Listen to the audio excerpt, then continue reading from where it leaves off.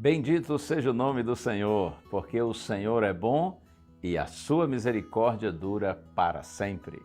Texto bíblico para hoje, segundo o livro dos Reis, capítulo 22. Eu leio os versos 1 e 2. Josias tinha 8 anos de idade quando começou a reinar e reinou 31 anos em Jerusalém. A mãe dele se chamava Jedida e era filha de Adaías de Boscate. Josias fez o que era reto aos olhos do Senhor. Andou em todo o caminho de Davi, seu pai, e não se desviou nem para a direita e nem para a esquerda. Veja que surpreendente isso. A Bíblia está falando aqui de um rei chamado Josias, que começou a reinar com 8 anos de idade. Claro que nesses primeiros anos, quando ainda era um garotinho, ele estava sob o cuidado e a direção de alguns homens sábios e experientes de Israel.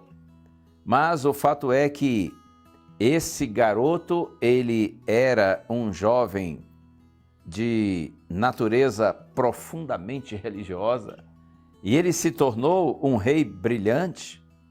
Israel viveu uma das maiores reformas religiosas da sua história durante o reinado de Josias.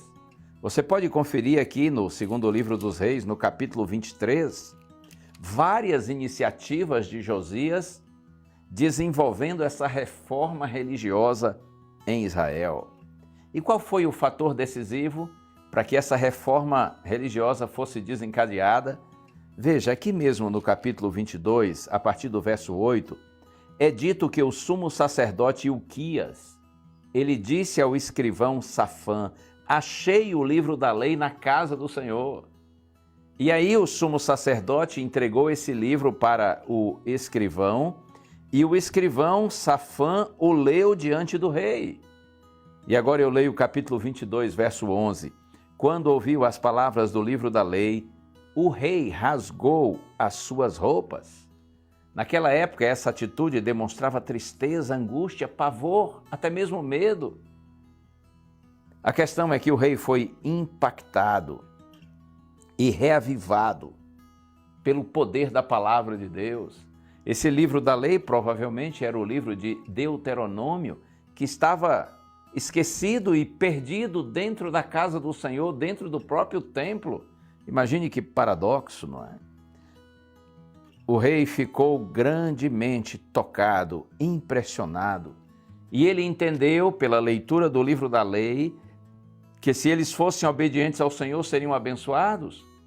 Mas uma vida de desobediência, de afastamento de Deus, significava perder a bênção da proteção divina e ficar vulnerável aos seus inimigos. Com a obediência, a bênção. Com a desobediência, a maldição. Então o rei, tocado pelo poder da palavra, ele promoveu uma grande reforma em Israel. Observe, o reavivamento está relacionado a um impulso no fervor religioso, após um período de declínio. Quando a gente fala de reavivamento espiritual, é essa a ideia. Um impulso no fervor religioso, depois de um período em que estávamos distantes de Deus. Por outro lado, quando a gente fala de reforma, isso significa uma reorganização, uma mudança nos hábitos e práticas. O verdadeiro reavivamento produz reforma. Reavivamento sem reforma é apenas barulho. É só, assim, fervor sem resultado. Por outro lado, reforma sem reavivamento é uma atitude meio legalista, moralista, farisaica. O ideal é experimentar um reavivamento genuíno e, inevitavelmente, uma reforma religiosa.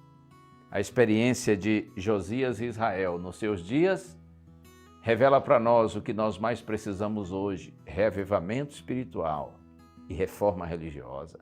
Vamos orar? Senhor, Tu sabes o quanto o Teu povo na atualidade precisa experimentar algo semelhante àquilo que Josias e Israel viveram nos tempos desse rei.